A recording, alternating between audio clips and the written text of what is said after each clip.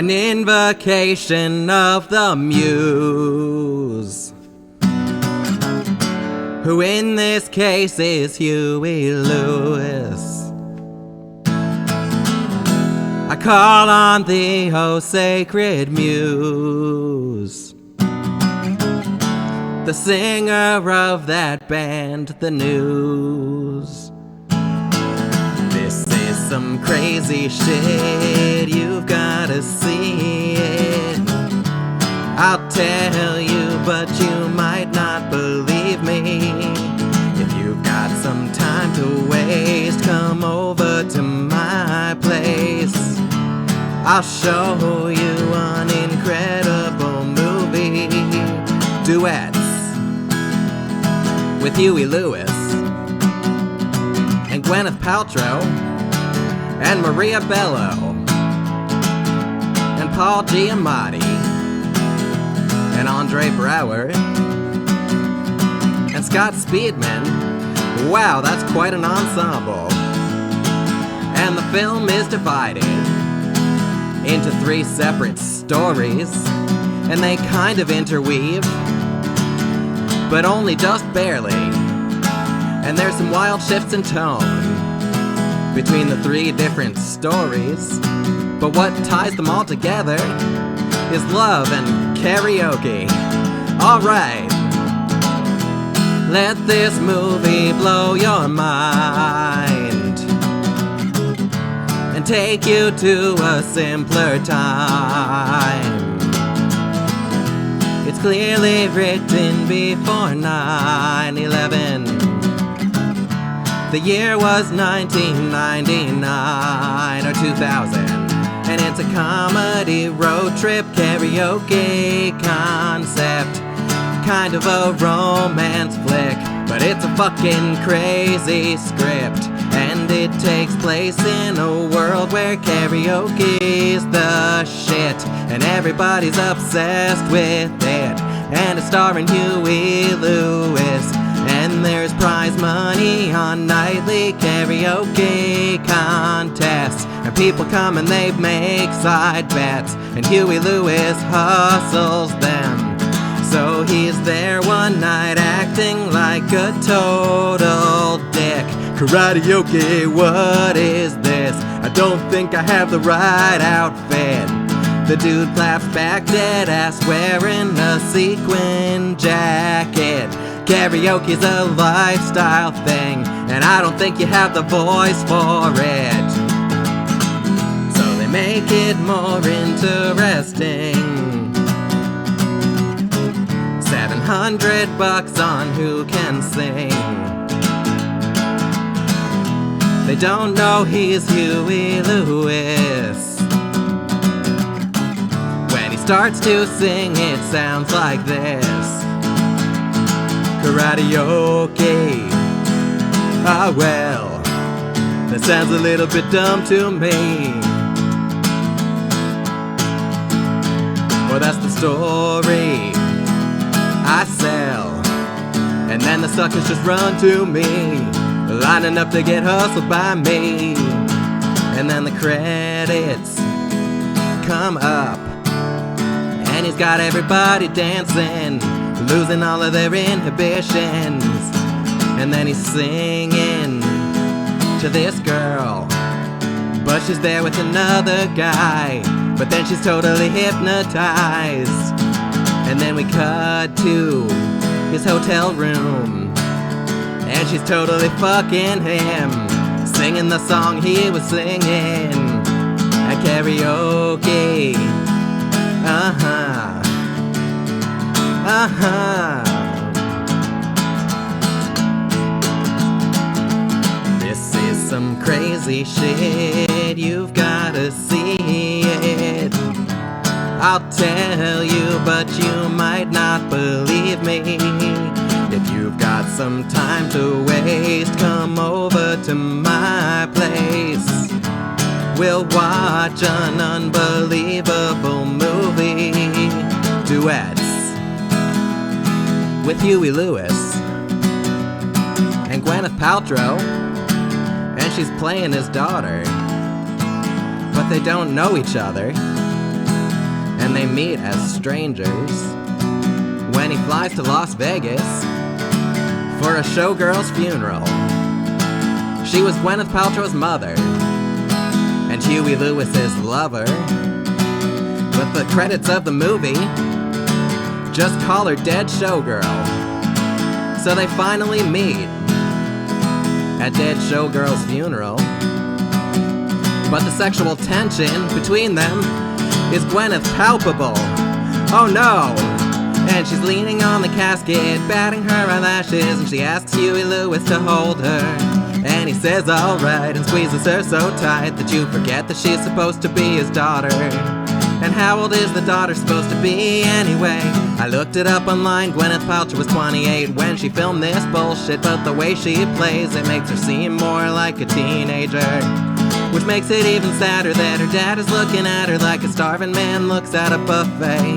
But he says whatever and agrees to take her in and teach her the art of karaoke. And there's a chemistry that's disturbing to see, but it actually needs to be seen to be believed. So pop some beta blockers, open up your mind, and come to my house and watch this fucking movie. He looks into his daughter's eyes. He actually fucking sings this line: if you want it, you got it forever. This is not a one-night stand. This guy's supposed to be her dad. And inch by inch they get closer and closer to every little part of each other. This guy abandoned you and your mother. Oh, baby, let's groom. Oh, baby, let's groom. Duets with Maria Bello and Scott Speedman, and his girlfriend leaves him. So he's drunk at a K-bar. That stands for karaoke. And there's a fellow on the stage there, and he's singing quite badly. Then in walks Susie, aka Trouble, and she bursts in screaming, "Hey, what's the purse in this shithole?" On her way to California, will Scott Speedman drive her? And she offers to blow him in exchange for a ride there. And I'll close my eyes, and then I won't see the saddest plot line in this sad movie. But you are a priest, so you'll do what's right. She don't have to be sweet, she don't have to be nice for you to give her a ride. And she can't make you love her true, but she's got better things to do. 'Cause her name is Sue, Susie Loomis to you. You think you're so cool, what did you ever do? Your third grade teacher was right about you. You own half a cab, whoop-de fucking do. There's a vomit stain on the side of the car from where Susie Loomis drove you home from the bar. And you alcoholics are all the same. A stupid fuckboy without any game. It's an honor and privilege to suck your dick, she says with a wink. Now your cab's painted pink. And Susie Loomis knew she was the shit until you told her she wasn't it. She's just having fun, running round sucking dicks, until you ask her, how did you get like this? You talk so much shit, now she's fucking sick. She's down on the floor, she can't even sing. And karaoke was her favorite thing. You made her so sad, she can't even sing. Remember, she's the greatest thing you can remember happening. And you'll be jerking off to her on your goddamn deathbed, sir. 'Cause her life's been hard, but everything's right when she's on the stage, under the lights, karaoke, singing karaoke. This world's a toilet, we're all living in hell. How does she cope? She'll never tell. Karaoke, singing karaoke. Meanwhile, somewhere in the Southwest, a husband stepping out for cigarettes, but he doesn't even smoke them. He's running away from the pressures of the 9 to 5, and from the daily business class flights, and from his cold and inattentive wife, whose name is Candy. Her name is Candy. And now he's sick of the Wendy's, and he's fucking pissed at the Arby's. He's taking back his country from the hotel chains. But he ends up in a hotel lobby and finds a dangerous new hobby when he hears a little hottie singing fire away, a fire away, a fire away. Ba-ba-da-ba-ba-ba. And he thinks, who is that pretty lady? And is she singing right to me? And is she trying to show me what kind of man I could be? So he asks her, what exactly is this? And she says, sir, you've got to try it. You can be a star for 3 minutes. It's karaoke. A karaoke. A karaoke. I fucking give it to me, Paul Giamatti. Come on and get a little naughty. Come on and sing it with your body. A karaoke. A fistful of beta blockers. Some shadow singing Joe Cocker. And doing shots of Johnny Walker. It's karaoke. You scored some bennies off a shadow at a K-bar down in New Mexico. You think it was Tucum Carry, karaoke. Then you stop for a hitchhiker who's played by Andre Brower, and you tear off on an adventure, Todd and Reggie, Todd and Reggie.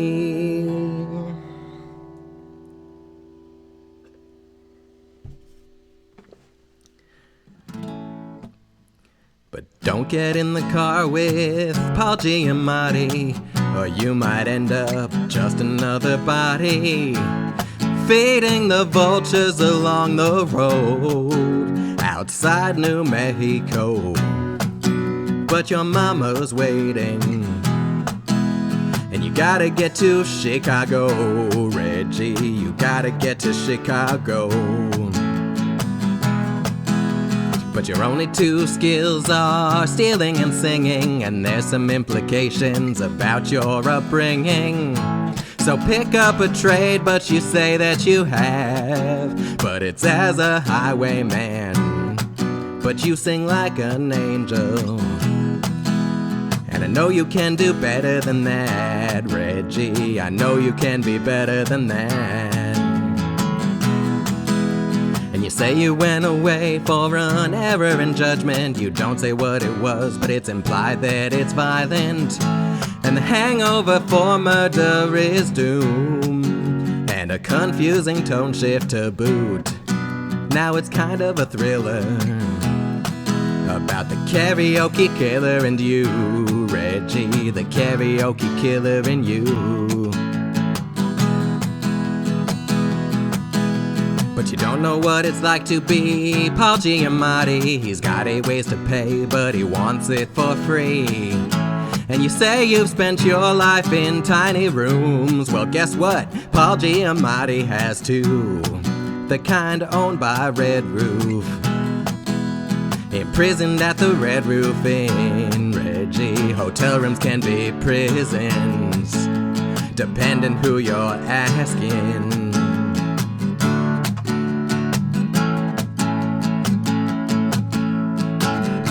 And spending half your life in prison is not the only way to live a life that feels unfair.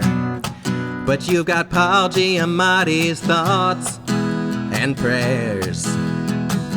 But it's knowing that you're rolling with a friend who clearly understands your life experience that makes it easier to bear. So they're back in the car after doing something violent. They kinda killed a guy, now there's an awkward silence. Then he screams, blam, blam, blam, John Wayne I am. And it's such a weird moment, but there's your error in judgment. So now we know what Reggie meant when he says an error in judgment. He's talking about violence. He's talking about killing men. So exercise some caution when you're dealing with strangers. His eyes are weird and he reeks of Cerveza. And he's got that weird sweat ring around his neck. Or it might be vomit, yes. 'Cause Lord, he's been drinking. And he's stepping out for cigarettes and karaoke duets. He's tearing ass across the West.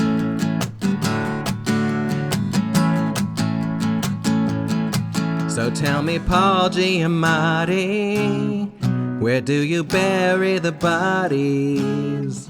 Or do you leave them there rotting as you drive away?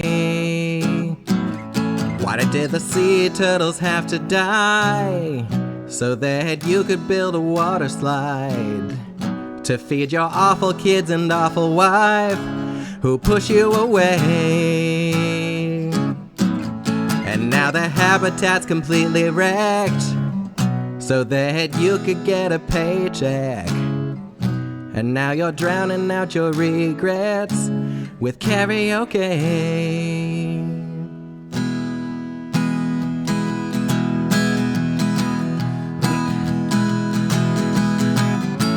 I love the end of this movie, but I hate it when this movie ends. A film about karaoke, but also, in a strange way, about friends. We found ourselves along the journey, and we sang so much karaoke. We made a few errors in judgment, but it's fair the blame lands square on me. Well, Todd was getting out of pocket, so I had to call his wife Candy. While I was on the phone anyway, I went ahead and called the police on me. I sing my final number. Sacrifice myself to the police. And as I take my final bow now, Paul Giamatti gets away scot-free. Oh Lord, I guess he was the villain of the piece. Tell me how this film ends happily. Oh Lord, when it ends with a suicide by police. I think it was billed as a comedy that year. I guess that's what you get with karaoke.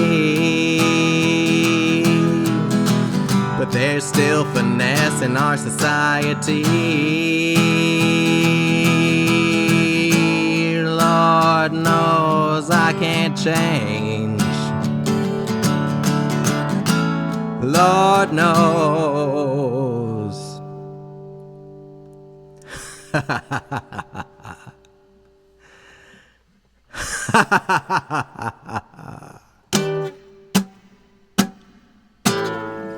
Can't go back to the way I was doing things,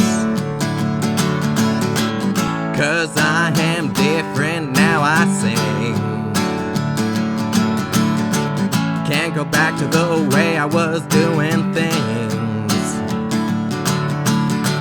'cause I am different now, I sing. Can't go back to the way I was doing things. Fly, free bird, 'cause I am different now, I sing.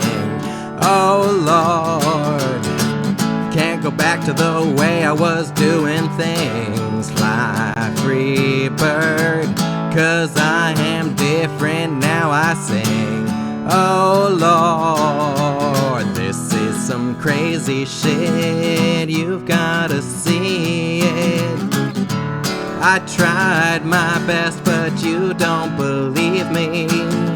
If you've got some time to waste, come over to my place. We'll watch an unforgettable movie, and we'll be laughing at the subtext and the barely coded incest and the late 1990s excess, and the wardrobe choices and amazing voices and the mysteries of the movie Duets. 'Cause it's a comedy road trip karaoke concept, and it's a fucking crazy script, but everybody commits to it. And it's bad, but that doesn't even cover it, 'cause it's also just so batshit that it became a little bit sacred. And it takes place in a world where karaoke's the shit, and it's starring Huey Lewis, and all my friends are obsessed with it. Duets. And they say our society has lost its finesse.